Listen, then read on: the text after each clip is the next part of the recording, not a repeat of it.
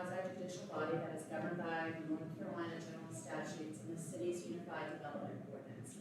We are authorized to hear requests for variances from the city's unified development ordinance, also referred to as the UDO, appeals from final determinations made by city officials charged with enforcement of the city's UDO, requests for reasonable accommodations, and other requests may be provided in the city's ordinances. Moving on to our agenda items. Oh, first, I did want to welcome our newest member, James Cornell, to the board. Thank you so much. You were appointed at last council meeting. Glad you're here. Our first agenda item is the review and adoption of minutes from the February 2025 regular meeting. Has anybody had a chance to review those, and is there a motion to approve? Motion to approve. I'll second. Great. All in favor say aye. Aye. All right. Our second item was to review the adoption of minutes of the March 2025 regular meeting. However, those are not ready, so may I get a motion to continue? I second. Great. May I get a second? Second. Okay, all in favor say aye. Aye. Our third agenda item is the appointment of the Board Adjustment Secretary. Per section 2C of the Asheville Board Adjustment Rules of Procedure, it shall be the responsibility of the chair to appoint Marie Taylor as secretary to the board. Welcome, Marie. Where'd you go? There you are. Thank you so much. So welcome. And I'll sign that paperwork. Thank you. We now begin the evidentiary hearings for the cases listed on the agenda. In hearing cases, the board conducts a quasi-judicial evidentiary hearing. That means it is like a court hearing. State law sets specific procedures and rules concerning how this board must make its decisions. These rules are different from some other types of land use decisions like rezoning cases, which are legislative in nature. This board's decisions are constrained by the standards of the city's ordinance and the facts presented at the hearing. The board hears and considers evidence presented and applies the standards set forth in state law and the city's ordinance. The board must base its decisions upon competent material and substantial evidence presented at the hearing. If you will be speaking as a witness, please focus on the facts and standards, not personal preference or opinion. Participation is limited. This meeting is open to the public. Everyone is welcome to watch. Parties have rights to participate fully. Parties may present evidence, call witnesses, and make legal arguments. Witnesses may testify as to facts to which they are competent to testify, so long as those facts relate to the legal standards. In addition, lay or non-expert witness testimony is limited to facts, not opinions. For certain topics, this board needs to hear opinion testimony from expert witnesses. These topics include projections about impacts on property values and projections about impacts on traffic safety. For variance requests, a 4/5 vote of the board is required to grant variance. For all other hearings and matters, including the adoption of the minutes, the decision will be made by a simple majority vote of the board. Witnesses must swear or affirm their testimony. So at this time, we will administer the oath for all individuals who intend to provide witness testimony. Please stand and raise your right hand if you plan to provide testimony. Do you solemnly swear or affirm that the evidence you shall give to the board in this action shall be the truth, the whole truth, and nothing but the truth? Great, thank you so much. Our first variance today, the property owner, Richard Cundiff, is requesting a variance to the structure size standards in section 714(1)(b)(3)(b) accessory structures of the Unified Development Ordinance. The applicant is seeking relief from the required structure size limits for an existing accessory structure to be converted into an ADU. The property is known as 32 Dalton Street and has a PIN number of 9648850236. We've got Tyler Kelly, residential review specialist, here to present the case.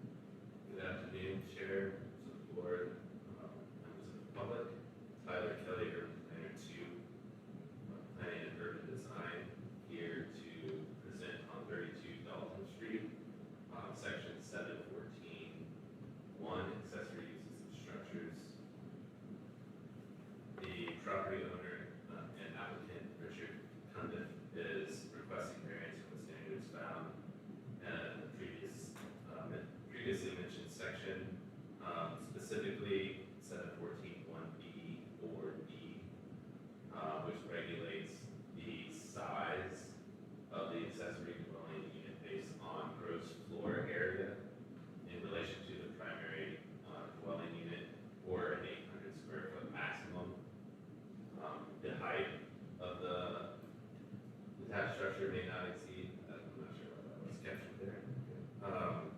The variance would allow an increase in gross floor area from 800 square feet to 1,061 square feet. As outlined in the applicant's answers, the hardship is that the current non-conforming accessory structure was constructed prior to the current ownership. We'll go into a little bit more detail. Again, just looking at the degree of variance, this would be a 32.6% increase in allowed gross floor area. Here you can see a aerial overview, 32 to 36 Elm Street. It's kind of on the far north end of the Kenilworth neighborhood. The subject property is 1.88 acre residential through lot with frontage on Faulkner as well as Elm Street. It's access off Elm Street as well as address off Elm Street. Currently zoned RS2, single family low density, surrounded completely by other residential lots. Elm Street is a dead end road. The adjacent lot to the east is St. John A Baptist Church, and the adjacent lot to the south, the subject property, houses a single family home.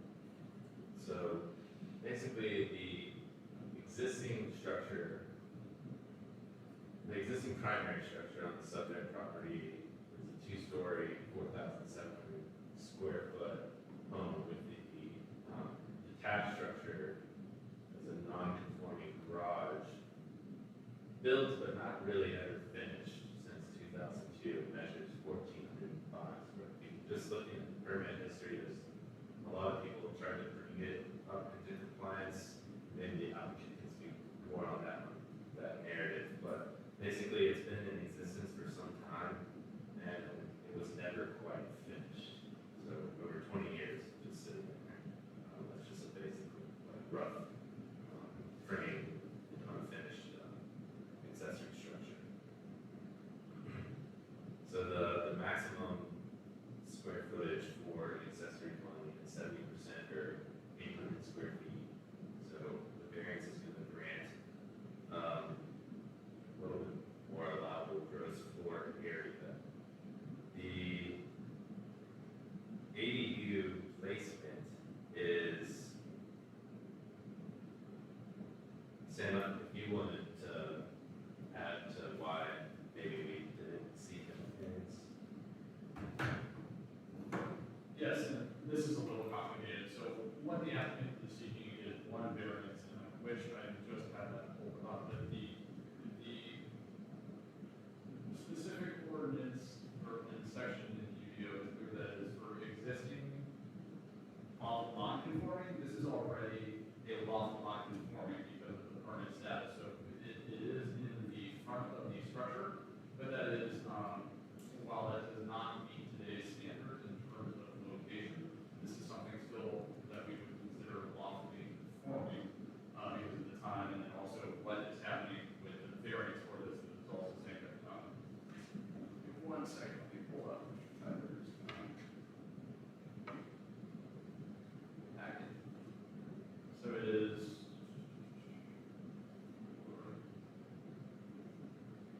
17 Pinedale was a good example where that was in front of the primary structure, but we had worked with Eric, and what we had said is because we are seeking a variance for the entirety of 714.1, which states that accessory dwelling units may occupy conforming and lawfully created non-conforming primary residential structures. So this is something where, yeah. So essentially, if this were a newly constructed ADU, and there were some, topo issues or vegetative issues or lot size issues, then we would have to seek both those variances. But since it's an existing accessory structure, the one variance grants both the size and the placement, bringing an existing non-conforming structure to a more conforming status. Sorry, Yeah, go ahead. follow up and sort of close the comment I have finished is that this, sort of my comment was about accessory structure, that this was created as an accessory structure. Again, finished is a question that you can ask the applicant if you can use this some sort of shop, anything like that. We do have a certificate of occupancy on it, and the standards for sizes are different for accessory structures than they are for accessory dwelling units, and that's based on property size. So what is allowed if you are an acre or less is different than if, say, you're at 3 acres or more. Of course, you're not going to see a whole lot of 3 acre parcels of an accessory structure within the city of Asheville, but it is worth noting that that accessory structure standard is different. So this is not what Tyler was getting at in terms of the bringing things closer to conformity is what's happening here. Sorry, Tyler. Not perfect, Vincent. So here on the site plan, you can see the driveway access point, coming from this planned south corner, wraps around the existing, accessory structure to the primary home. And the accessory structure being here, kind of, diagonally, southeast of the primary home on this plan.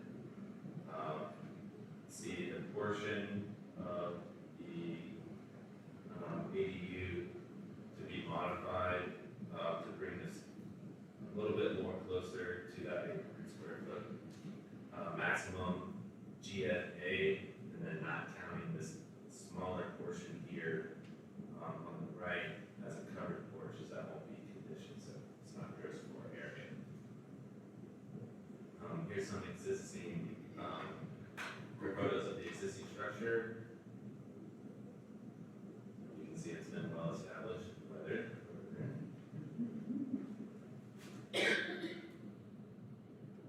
Here you can see they had permits for some minor renovations, I believe it was under the previous development sector.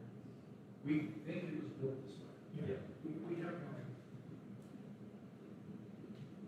But here you can get a good kind of idea of where it's placed. It's clearly incidental to the main home, located on the lower portion of the lot.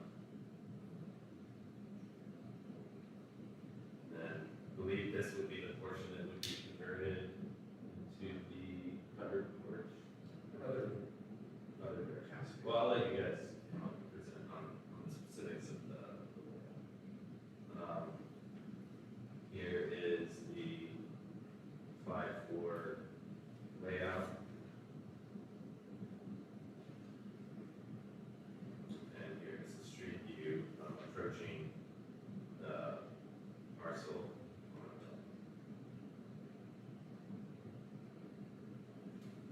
Any questions from the board? I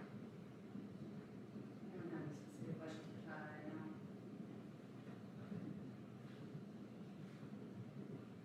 Okay, great. The applicants have a presentation or, excuse me, additional testimony for the board to consider. Would you like to come up and add anything to Tyler's presentation, or do you have any additional testimony for us to consider? Sure. Steve. Okay. Yeah, I'm Richard Cundiff, office of my wife and Warren. Yes, it is a pig and a poke. It's been, people have tried to fix it. And now, we know now why they ran it with their hair on fire. It was a lot longer than us. We got all that fixed. We perhaps mistakenly assumed that because the building was existing, it could be used in this manner. Our hope is to age in place in this house. And that makes this, whether it's our son and his family or our caretakers, that makes this kind of important for us in the long game. That dotted line there, that area that you saw with all the glamorous looking windows, we would take that out and make that porch. So we're trying to reduce the size as much as we can without limiting the use and value of it. Any questions for me? When you bought the house, it was being utilized as a accessory structure only, or was it being used as a dwelling unit? Well, the house was repossessed at one point, so there's not really any history of it. I don't know how it was originally built. We thought it was an accessory dwelling unit, and we were gonna be able to use it that way. So is there a kitchen and a bath and shower? No, it's incomplete. The whole house is incomplete. They put some earrings on it, but most of it, we had to take that out. So this was another example of a great idea halfway done. Does anyone have any other questions for the applicant?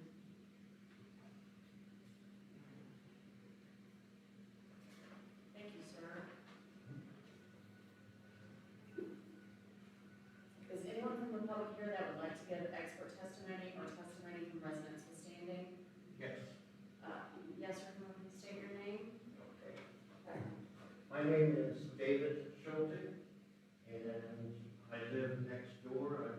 I'm an adjoining neighbor.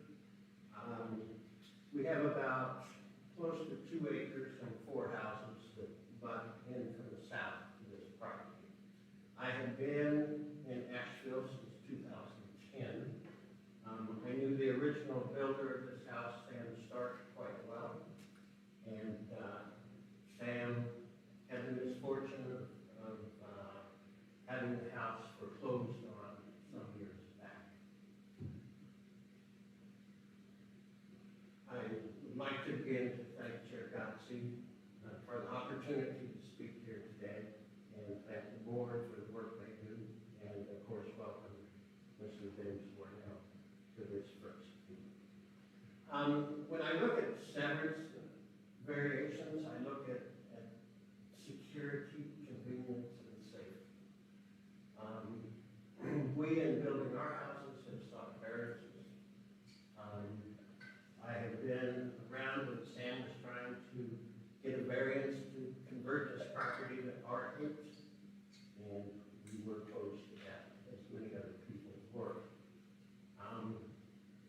But this property and that building was built originally. Sam had the idea that he would run a workshop out of there, which he did.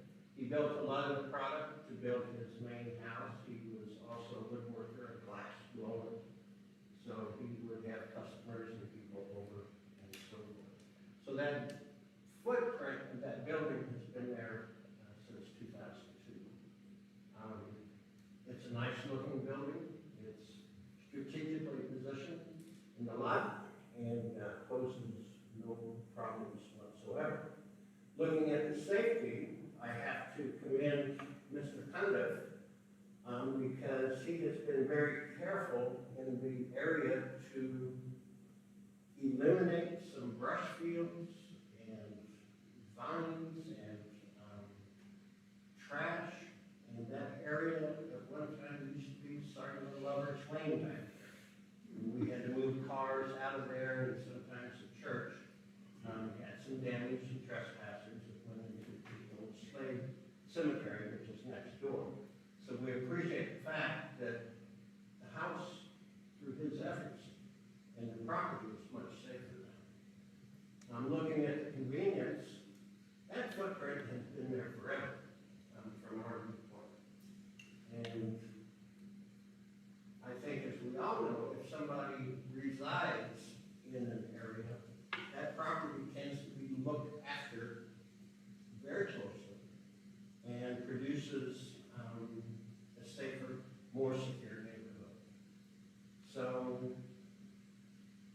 Mr. Cundiff also eliminated what I would call some rat cellars that Sam had built around that property that did not require coating, but they were little sheds.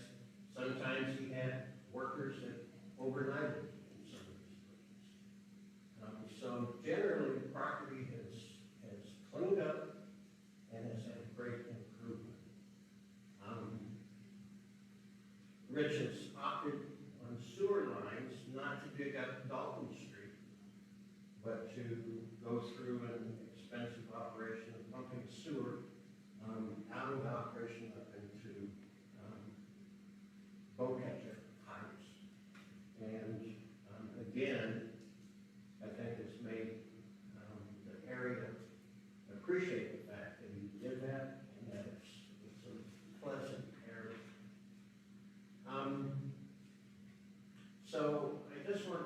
sure that today, the board realizes that we is probably the largest neighbor butting up to him.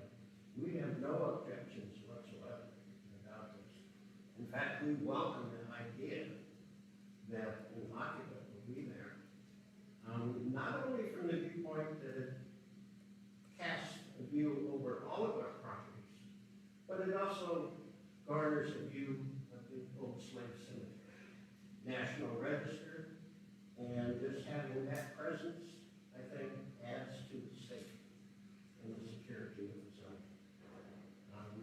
And as I say, the building has been there forever, so this just makes it to a point that an occupant can be there. So I think we're moving from the direction of rat cellars and brush and garbage into an exceptionally beautiful property that is and has been well maintained. So that's my voice for the matter. Thank you for speaking out. You're welcome. Okay, board, does anyone have any questions or discussion? I have a question for Sam. You may not have answered this, but when the accessory structures and ADU section was written, what was the special thing about 800 square feet? How long do you want to talk about this? In trying to be brief and non-judgmental, I will say that the challenge with writing code is to capture ideas. And so you have the letter of the law and the spirit of the law. And a lot of times what you do as a board of adjustment is say, well, this doesn't meet the letter of the law in question, and it doesn't meet the spirit of the law. God knows why someone decided that, accessory structures and accessory dwelling units should be subordinate to the primary structures. That's a perfectly great idea. Now, how we ended up at a hard, rigid figure for what is 800 being as clearly subordinate, I have wondered that every day since I started working here 5 years ago. Yeah, I was hoping you were gonna tell me, okay, somebody went in and they determined the average size of all the housing in the city and divided it by 66% or something percent. So it's an arbitrary number. In all the research I have done into this one, and all the research I have done in looking into new ADO codes, various codes, I could not find anything indicating, and again, when this was written, there was not the ability or necessarily the technology for remote sensing to sort of say what this would. To do something like we're suggesting would require a lot of staff work to go through and see what was approved. We're still in this era talking about paper files for residential permits, for zoning permits, and that has to live somewhere and someone has to go through that. It's not, I can do that right now in about 2 weeks. Right. That's not the case in the late 90s to the early 2000s. It seems to me that was a stab at what was just considered around subordinate to the primary structure. Is this on the list of things that is going to be considered for the rewrite? Okay, great. Yes, and I think I have an update for you to fill out our newest member. This is overwhelmingly ADUs. Existing non-conforming accessory structures are overwhelmingly what the Board of Adjustment hears the most. Now that is actually a sign that there is a failure of regulation. There should be variances for certain standards. There are 4 statutory things you have to look at or create all that. If you're seeing a repeat of the same regulation, that's not bad geography, that's a bad regulation. And so we are looking at ways to revise where we have all these, I referenced 17 Pinedale, we have all these structures like 17 Pinedale, which was, built between 1920 and 1950, and someone put this tiny little thing 3 feet off the rear, 3 feet off the side, and it's probably in front of the house, which is not much bigger. And we have to find a way to make that work as an accessory dwelling unit. So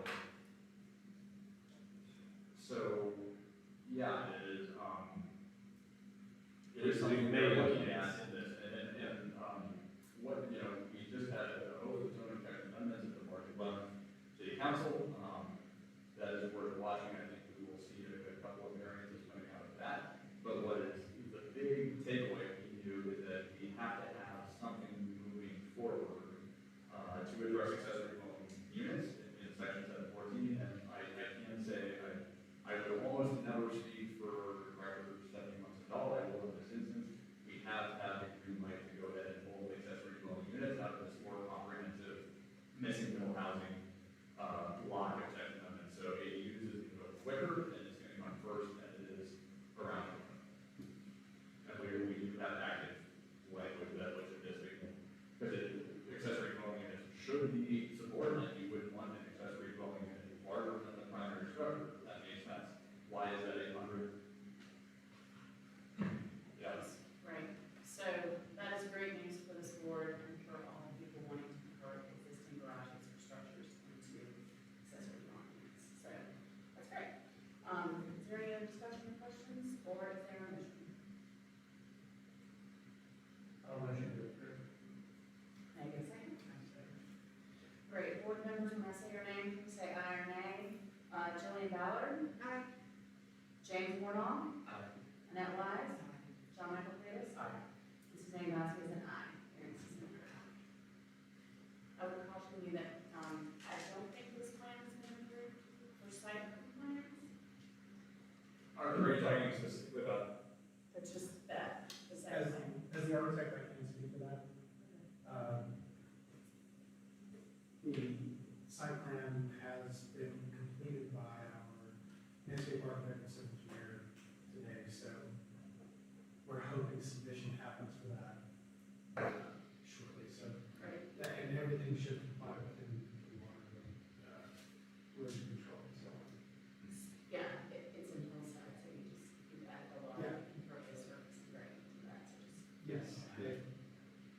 You got it. I just wanted to You got let those you are know great answers, we so. have, And staff would like to underscore that the chair is correct, that variance approval does not constitute zoning, grade or stormwater approval either. So we'll work with you on that and try to Yes. on that.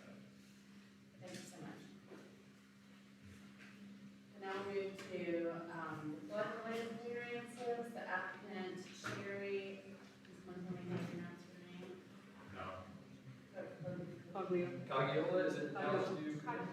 Cagiola is requesting variances to the standards in section 712.1E2E and 712.1E2E flood hazard reduction of the UDO.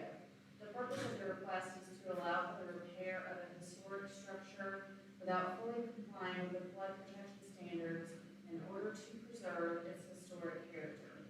The property is known as 10 Biltmore Plaza and has a PIN of 9648-68056, and Sam Starlong will be presenting the case this afternoon.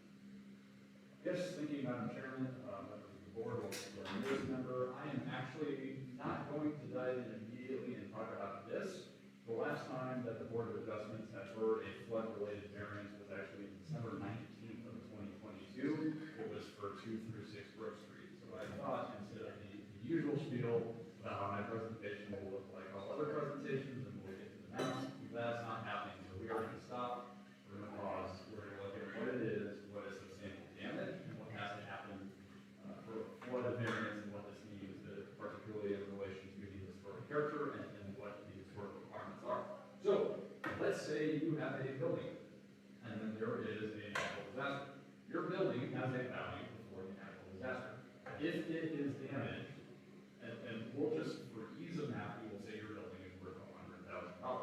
If your building is damaged more than $50,000, which is to say it takes $50,001 to repair this building back to its status just before the disaster, it is deemed that that building is substantially damaged. So anything over 50% for that repair cost over the total building value, that makes it substantially damaged. Now, because of the NFIP, if you are in a floodplain, when you are doing the substantial improvements, which is to say making the improvements to a substantially damaged structure, you then have to meet regulatory flood elevation requirements. Those are higher than the base flood elevation, and it is the case what we're seeing for a lot of places in the Biltmore Historic District. The Biltmore Historic Village, that's even way above where your first floor elevation is. So oftentimes, your historic buildings, which were built long before the NFIP, long before the Board of Adjustments, zoning is 1930s, and these buildings are, many of them older than that, some of them not so much. But we're finding that there's just this challenge. So it would adversely impact the historic character to raise a historic building, say 7.1 feet from its first floor elevation, to be regulatory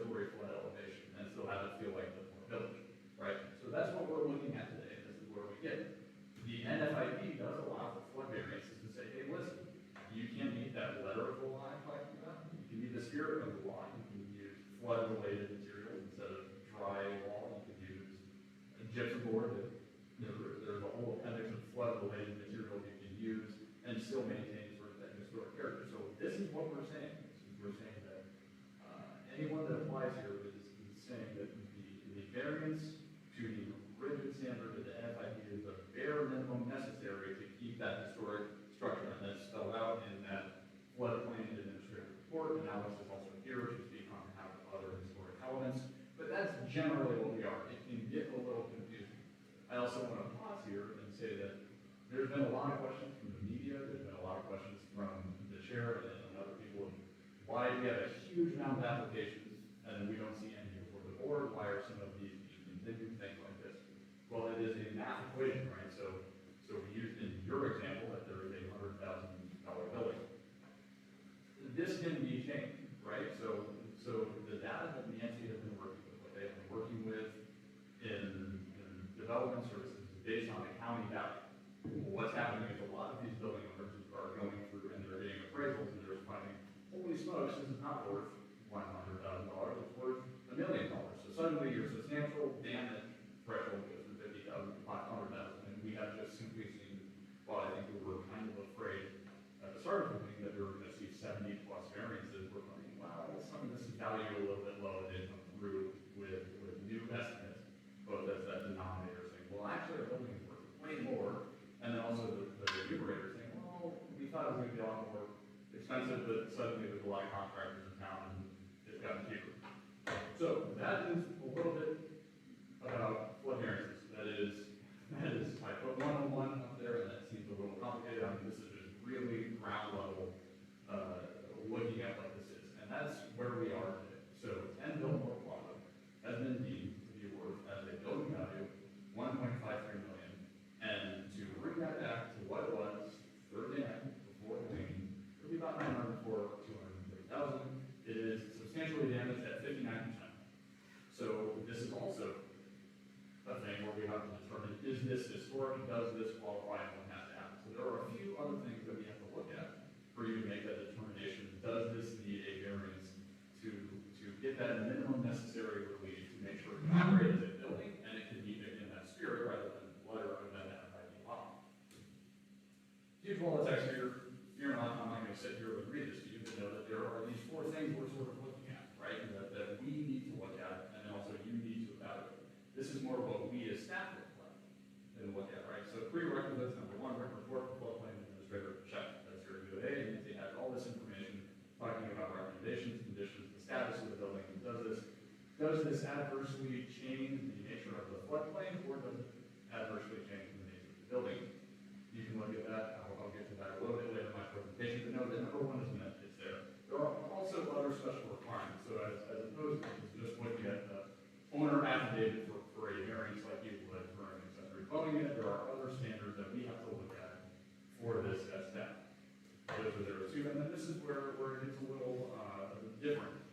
So four you are familiar with. Those are the four things that you as the board of adjustment look at for every variance. Again, is this a self-created hardship? Is there unnecessary hardship that didn't result from action taken by the owner, things like that? So the bottom for A, for B, for C, for D is the same thing you have seen for every variance since the creation of the board of adjustment. The other standards that we're looking at that the applicant has to demonstrate that the project meets are through 3A through F, and that's sort of what we're looking at here. So that is just the regulatory context with which, or in which a floodplain variance exists. And I'm going to get into now that we have that under our belt, I'm going to sort of what we're looking at and how this works. We're finally going to look at what's happening in San Antonio Plaza. Again, it's owned by Sherry Project. This is a building.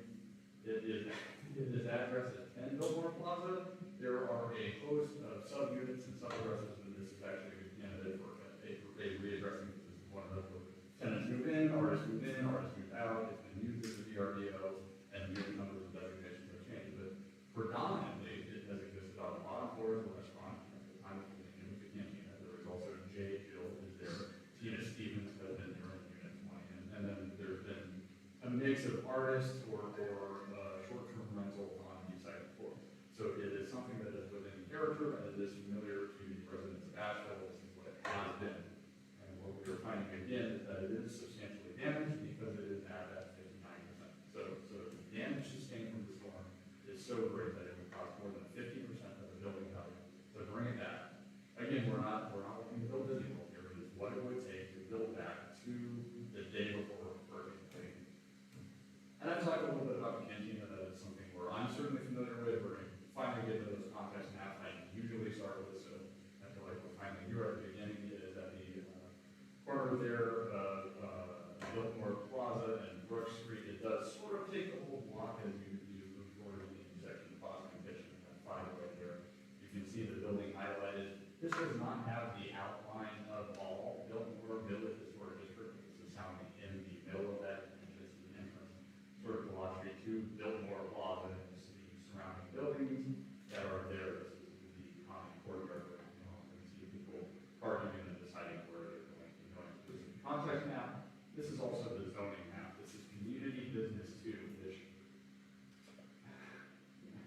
this is more or less the most common zoning district in the Biltmore Village Historic District. As you can obviously see, there is a healthy mix of zoning districts there, but the other one is also CB1, which is Community District 1. This is what we find is appropriate for the area and sort of what the zoning district that we can ascribe to the Biltmore Village Historic District. It is a mix of businesses and restaurants that are low impact and minimal use with your car access there. So it is. I bring this all up to say that there are no issues with zoning. There are no issues that not what we're looking at is what it could be, what it is. What we're looking at is the status of this as a historic building and the minimum relief necessary to continue in this. What Exhibit C shows is that it makes sense from a zoning perspective, and the planning or the design department is fine with everything from a zoning and land use perspective. That is not a factor for consideration here, essentially. So this does move us into the flood hazard map. You can see this is in flood hazard area 8E, and you can sort of see 1,999.5 on that line. That is the base flood elevation. That does not mean that is where the building is built to. In fact, the first floor elevation on this one is 1,994.1, which is 5.4 feet below even the base flood elevation. This is the thing, is a lot of these buildings were built before these have been mapped and re-mapped as part of that FID process. And then again, if you have a substantially damaged building, it is often required that you build things 2 feet above base flood elevation, which makes that a regulatory flood elevation. So actually, things need to be built from where this is at the first floor elevation to 2001.5, which is that regulatory flood elevation. And that is a real challenge here. And this is the variance we're looking at, is can you keep historic status and do that? And staff finds that the answer is not necessarily the case. Here's the street view. This is the building, or at least one elevation of it. You are looking south as if you were taking Sweet Creek, going further south. You can see J. Hill there and Cantina to the left. I have also included in the application packet some of the information and some of the damage. You can see where the electrical panel is. You can see also a lot of the information that was there is from 2017. That is not a mistake. That is showing that this is something that the applicants have done previously. They have gone through the process of bringing this building. Human 20 has done some work. I will let Nancy speak on that. I don't think that's necessarily germane to this discussion. Just know that this, whatever you see from 2017, that is not a clerical error that is relevant to say that they have built this back before and what they're looking to do, as is every business in Biltmore Village Historic Building, or the Biltmore Village Historic District is just to bring that back again the third day before the flood. So you can see what that looks like. There are elements of brick there. Obviously, floodproofing has masonry issues. Raising this will obviously change the historic character. Putting things way on platforms does not make that feel like Biltmore Village Historic District. And this brings us to the floodplain administrator report summary that was earlier. That was from 1. I had mentioned that is requirement number 1. That is the primary, and that's put as number 1 for a reason. I'm sure you all have read that. I will not read this whole text. I think this is a good summary of what Nancy and Derek have provided to staff for this variance. Most notably highlighted in yellow, we do recommend approval of this variance. However, there are some conditions with that. There are just a few things there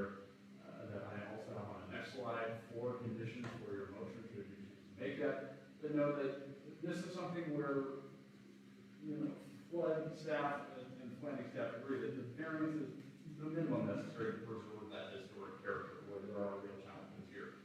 Some of these things we're still gonna need, and we will work with Alex on, and we will also work with applicant on, and that brings me to my next slide. So yes, I have taken for granted and already said that this isn't a Oklahoma Village Historic District. There are other standards that have to be met, it has to be considered historic structure, has to be built within 50 years, a lot of other things.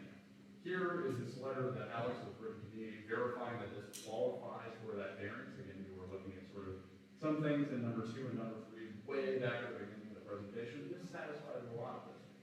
I do need to make clear, however, HRC verification is not the same. It does not equal a minor work. So there are a number of things that have to happen. We have to verify that it is substantially damaged. We have to verify that it is a qualifying historic structure. And then they also, in addition to flood-proofing to the extent practicable, they have to meet this standard and get either a minor work or an HRC major work from the Historic Resources Commission to say that, hey, whatever we're going to be doing is going to still meet this character, right? So you can get flood-resistant materials that will totally make it what not historic, and that would be challenging. At the time of this application, at the time of this presentation, the applicant has been working with Alex, but we do not have a minor work. So that is one of the conditions for you. I have put 7 here. There are just a few things. Of course, number 1 is to obtain a certificate of appropriateness for this work to bring this back to day 1 and make sure that it still matches what is necessary to make that feel like it's sort of Biltmore Village District, and work with Alex, the floodplain administrator, Nancy, and myself to make sure that all of this is covered. And then the rest of these are actually from the floodplain administrator with work that was provided to you. Once I'm done looking at elevating and protecting, all of this is pretty standard. This is necessary for all buildings. This is not just for major hurricanes. I had started in 2020 and there was Fred. It was Fred. I went out with Rick Ledford and found a lot of buildings, even in a small tropical storm like that, where they still had to elevate with. It was actually a really great learning experience. So that's what we're looking at for a lot of this. There is one thing that we do have the question on and would like to stress. That is, of course, with the board, is that they have to elevate and flood protect the electric systems 2 feet above base flood elevation. We will have to verify that. This is going to be a challenge because of the height of the building. So we do have also 4A that this cannot be met or comply with historic standards. It will be elevated to the maximum extent practical. That is the only one that varies. The rest of those are covered. And again, we did mention that they provide a sewer backwater preventer. We think it's already in place. Staff believes that's in place. It's one of those where it's better to capture this because again, what we're doing, there's nothing new. We're going back to what it was the day before the storm. And the other work, that's still going to have to meet HRC standards, that's going to have to meet other standards. We're just trying to make this building meet the historic standards and also the spirit of, but not necessarily the letter in that piece. So here we are with our presentation that is a lot of information and not a lot of time, and I would be happy to answer any questions that you may have. And of course, I also have Alex and Nancy with me. Please, if you have questions beyond my remedial floodplain, please leave that in. Thank you. Does anyone have any initial questions for Sam or Alex or Nancy? Those are really great explanations. I'm curious, Sam, going forward, just curiosity, are we gonna have to wait on a lot of these for FEMA to adjust floodplain like the AEs, or does that affect historic districts at all?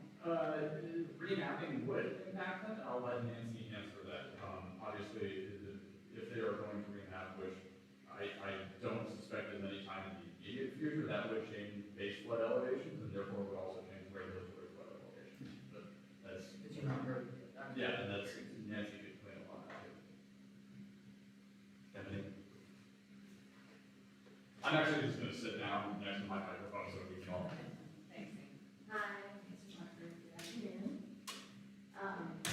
So, prior to the storm, they had started remapping for Buncombe County. The state does our mapping through from FEMA. And that was in process prior to the storm, so they had to take a step back since the storm. And they're wrapping in some other elements and things that people are fixing. And they're gonna have to go back and do some additional remapping, but we're at a timeline. So it pushed the timeline back from a year or so out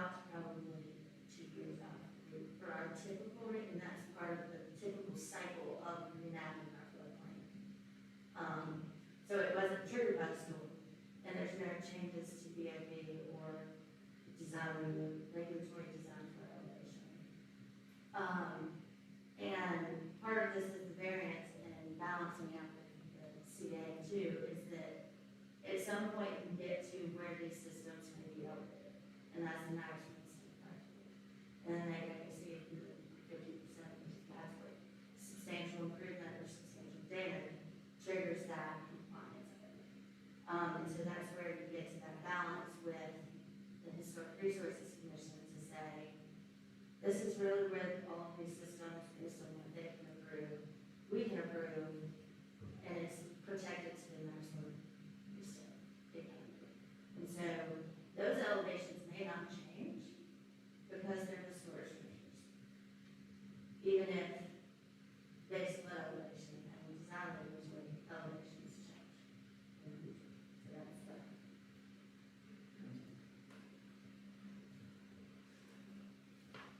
Thank you, Chair Dowsey. Alex Cole, I work with Sam in the planning department, and I'm staff liaison to the Historic Resources Commission. So I just wanted to explain a little bit about what the CA is. That's our permit that we issue, it's called Certificate of Appropriateness. That's not unique to us, that's common throughout every historic district in the country, pretty much. And so that is the permit that we issue. So one of the things I wanted to clarify, just as we kind of move through these variances going forward, is Biltmore Village has a local historic district overlay to it, so that is why there are special design standards there that help us preserve the historic character, and that is what requires the certificate of appropriateness. And then you may see some variances in the Riverside River District, so I just want to clarify that there are qualifying or eligible historic structures in the River Arts District under the NFIP that are eligible historic structures. But that area does not have a local historic district overlay, so a CA won't be required. So I just want to clarify that. So if you see that in some cases in Biltmore Village, or you see it for all the cases you can come for Biltmore Village, but not necessarily not for the River Arts District. In that case, I will just be looking at them to make sure that kind of the same thing, whatever they're proposing to do, meet our flood ordinance, isn't harming the historic character of the structure. So just as an FYI, why C is required in some instances, not in others. So that's just staff level review for those structures. Yeah, and actually, most of what we're seeing for Biltmore Village is staff level review, that's minor work versus major work. Minor work are all administrative, because most of what can be done to meet the flood ordinance and maintain the historic character is going to be interior elevating of electrical, and then elevating of mechanical equipment on the exterior.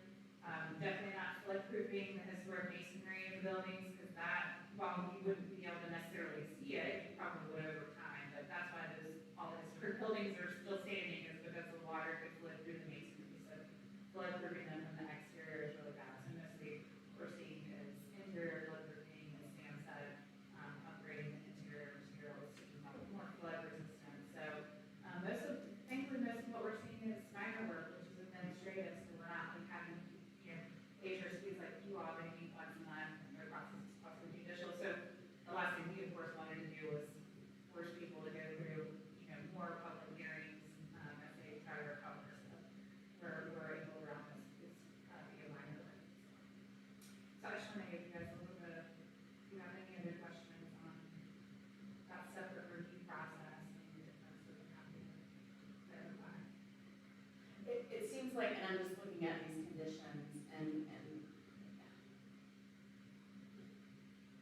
yeah, the HVAC and the electrical systems, obviously, they can get it as close as they can for one level structures, maybe not for all of them, so you get them to as good of a spot as you can get them, but tying that condition to this permit, even though it says it's met by applicant,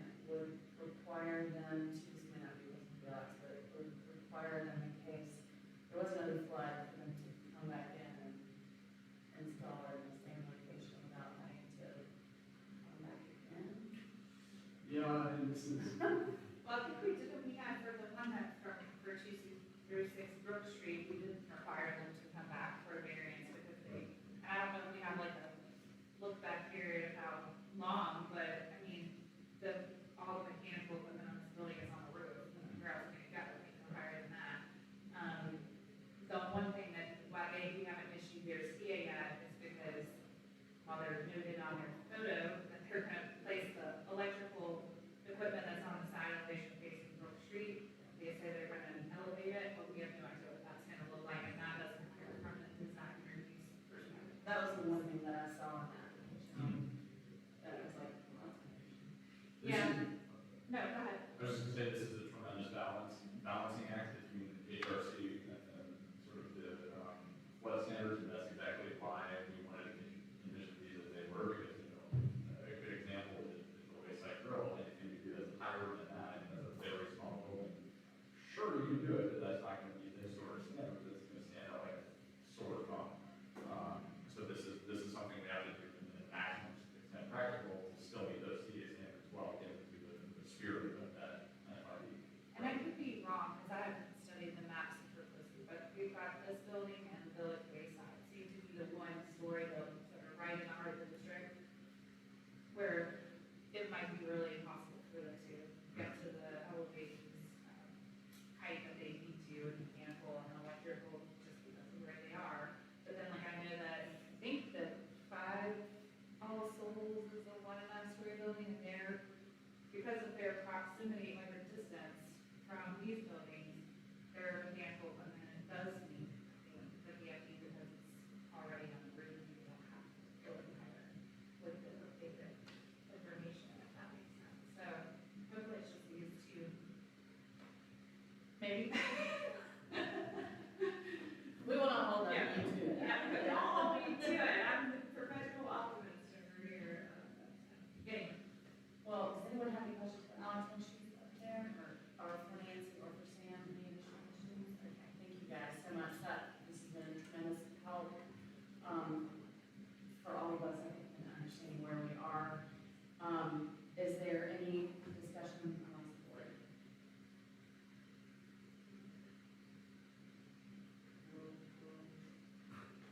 Or an Just proceed with that, I have a question, the applicant's not here. I'm Janice Ashley, Yeah, hey, and I'm the senior assistant city attorney, and I sit with the HRC, so I have to do quasi-judicial procedures. But Edgerton unfortunately has left us now. We do have another attorney, Carla Gillingham, who I think will be joining us, but she's in her HR introduction all day today. So I'm here for you. I've also worked a lot on our update to the flood. I also advise the zoning and planning and zoning commission. Worked on the text amendments to the flood protection ordinance, so I know that inside and out. And it never, I've been here 14 years, I've never had an occasion to look at that section of the UDL. It was really, you know we had floods, but I never thought, well, I've learned so much. 2 feet of all of this vocabulary. But one of the more interesting things I thought was this variance, particularly for historic structures.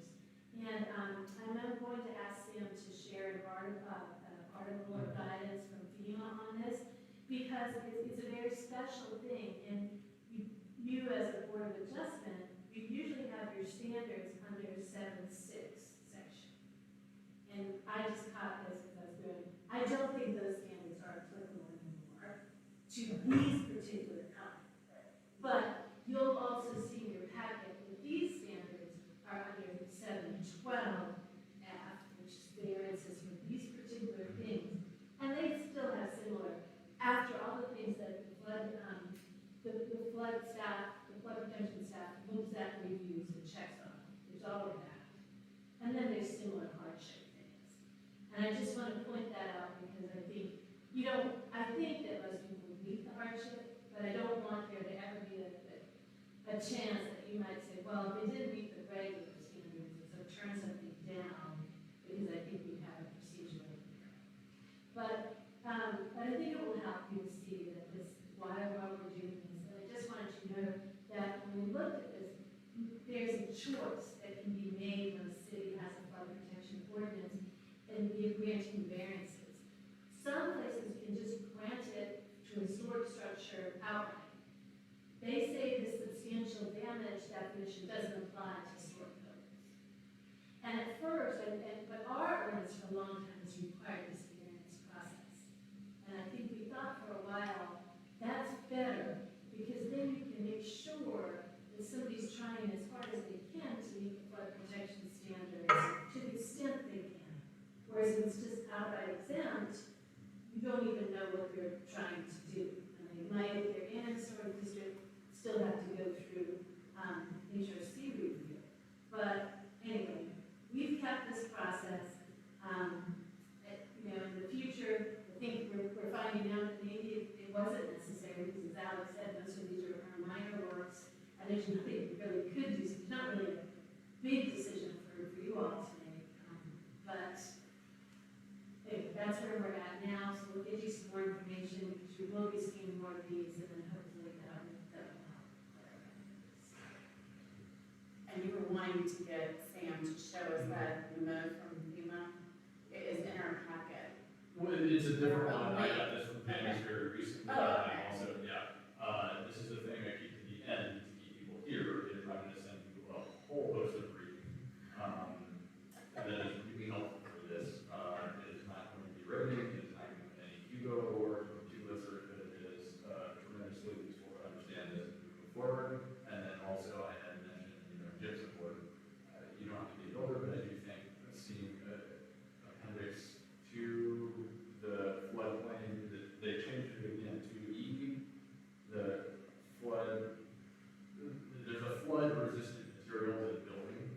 So there's what I noticed. Yeah. There's a guidance for flood resistant materials that was actually updated out in January 2025. So that's the one we need to look at, because it actually does specify more that it is for substantial improvement, but then also any new element, new construction elements as part of a reconstruction. So you were adding a whole new back there.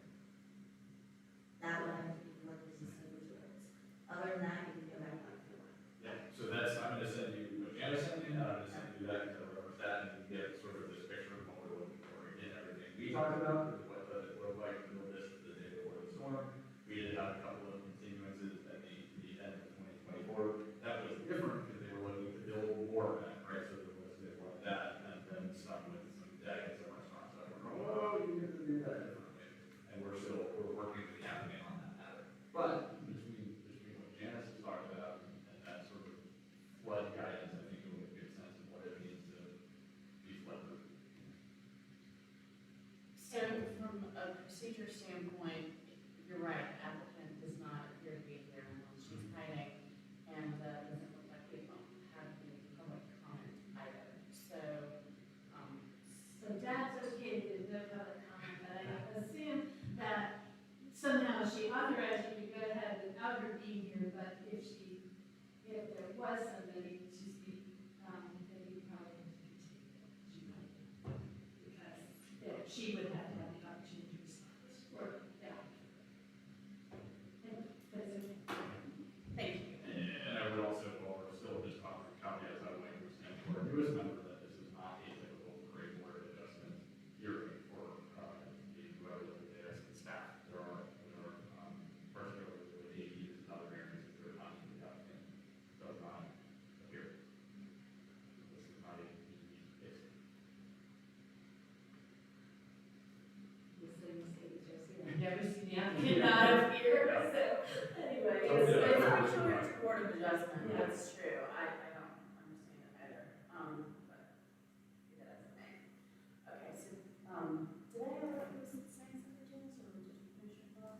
I finished my thought, I just wanted to be sure procedurally that we noted that for the record, that she's not here, but we've been authorized to proceed, and there wasn't anybody else here. Great. So having said that, going back to the discussion or a motion.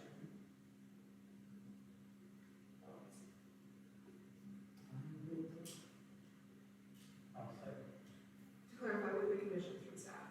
Yes, with the list of conditions, 1 through 7.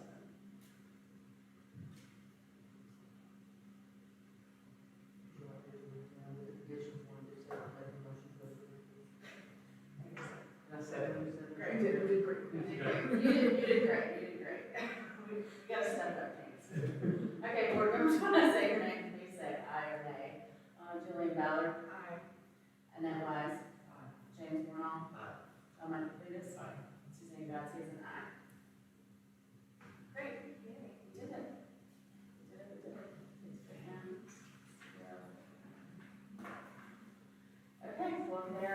questions, or no more information? We will adjourn the meeting. Are there any objections? All right, seeing that none, the meeting's adjourned.